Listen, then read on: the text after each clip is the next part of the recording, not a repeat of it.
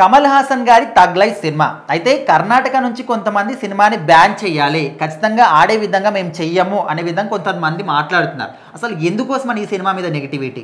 మన దగ్గర ఎట్లాగైతే తెలుగు ఫిలిం ఛాంబర్ ఉందో అట్లాగే కర్ణాటకకు ఒక ఫిలిం ఛాంబర్ ఉంది. అక్కడ ఎం నరసింహులు అని ఆయన ఒక అధ్యక్షుడిగా ఉన్నారు అక్కడ.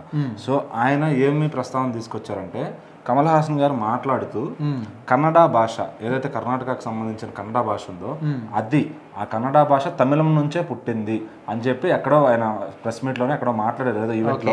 సో ఆ మాటను పట్టుకుని ఇప్పుడు మనకి ఆయన ఏంటంటే ఈ ఫీలింగ్ రెచ్చగొడుతున్నారు అనమాట. కన్నడ ప్రజలందరినీ కూడా, కర్ణాటక ప్రజలందరినీ కూడా ఆయన అట్లా మాట అన్నారు, ఆయన క్షమాపణలు చెప్పాలి బహిరంగంగా, అలా చెప్తేనే ఆయన సినిమాను విడుదల చేయనిస్తాం లేదంటే అడ్డుకుంటాం అని చెప్పి ఆయన ప్రస్తావనకు దిగారనమాట. సో అక్కడ కర్ణాటక మొత్తం కూడా ఇప్పుడు ఇది ఒక నిప్పు రాజేశారని చెప్పొచ్చు.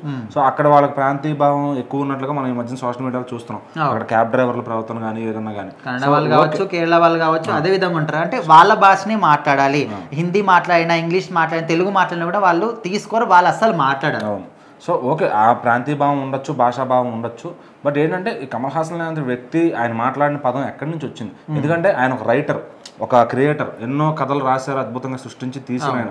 సో ఆయనకి తెలిసే ఆ మాట అని అంటారు, తెలియక ఖచ్చితంగా అంటారు కదా. సో ఎన్నో శ్రీశ్రీ పుస్తకాలు చదివిన వ్యక్తి, ఎన్నో పుస్తకాలు తిరగేసిన వ్యక్తి, ఎన్నో కథలు సృష్టించిన వ్యక్తి, ఆయన గబుక్కున ఆ మాట అయితే అనుండరు. సో ఈయన ఏంటంటే ఇట్లా ఈ కన్నడ ఫిలిం ఛాంబర్ అందరిని కూర్చోబెట్టి వాళ్ళందరూ ఒక రెచ్చగొట్టే ప్రయత్నం చేశారు నరసింహులు అనే వ్యక్తి. సో అట్లా ఇంకా ఆ మీటింగ్ అంతా కొనసాగి ఇప్పుడు కర్ణాటక అంతా కూడా స్ప్రెడ్ అవుతుంది అనమాట. ఇప్పుడు ఈ సినిమాని బ్యాన్ చేయాలి.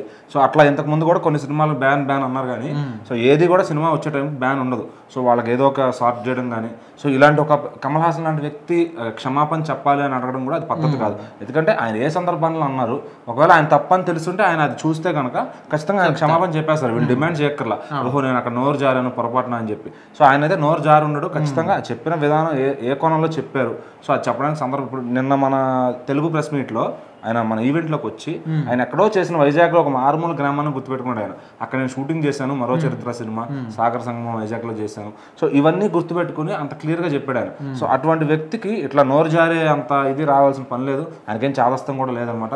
మాట్లాడే ప్రతి మాట సూటిగా ఉంటుంది. బట్ ఏంటంటే ఒక పెద్ద సినిమా వస్తున్నప్పుడు దాన్ని ఆపాలి.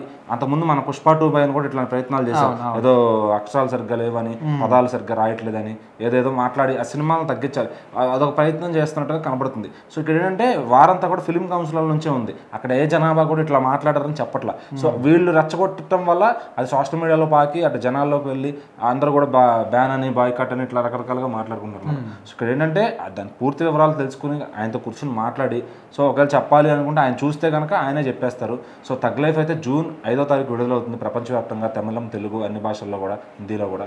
సో మరి కమల్ హాసన్ గారు లాంటి, అలాగే మణిరత్నం గారు, ఇద్దరే దాదాపు 35 సంవత్సరాల తర్వాత వస్తున్న కాంబినేషన్ అని చెప్పుకోవచ్చు. నాయకుడు సినిమా మనం చూసాము, ఇప్పటికీ క్లాసిక్ అది. సో మరి వాళ్ళిద్దరు కాంబినేషన్లో మరొక క్లాసిక్ అవుతుందని అందరూ భావిస్తున్నారు. సో మరి సినిమా వచ్చేదాకా మార్నింగ్ షో కోసం కూడా ప్రపంచవ్యాప్తంగా ఎదురు చూస్తున్నారు కమల్ హాసన్ గారి ఫ్యాన్స్ అంతా. సో చూద్దాం ఆ సినిమా ఎలా ఉండిపోతుంది ఏంటని.